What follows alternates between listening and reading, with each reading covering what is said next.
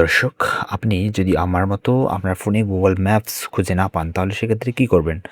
দেখেন GW, আচ্ছা, আমরা ম্যাপ লিখি, MAP, ম্যাপ। এই যে আমি ম্যাপসটা খুঁজে পাচ্ছি। ওকে, তো আমি যদি এইখানে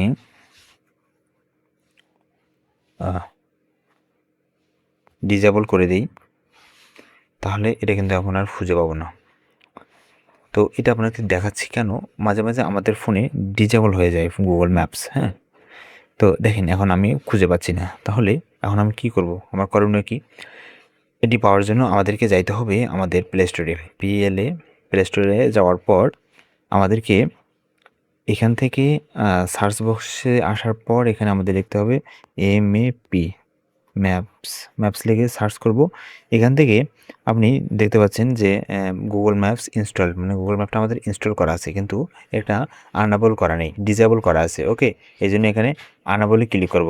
আনএবলে ক্লিক করার পর এখন এটাকে যদি আপনি আপডেট করতে চান তাহলে এখানে আপডেট বাটনে ক্লিক করলে এই অ্যাপসটা কিন্তু আমাদের আপডেট হবে। ওকে, তো আপনারা এভাবেই, যদি আপনাদের ফোন থেকে গুগল ম্যাপ হারিয়ে যায় তাহলে এখানে এভাবে আনএবল করতে পারেন খুব সহজেই। ওকে, এই ছিল আজকের ভিডিও।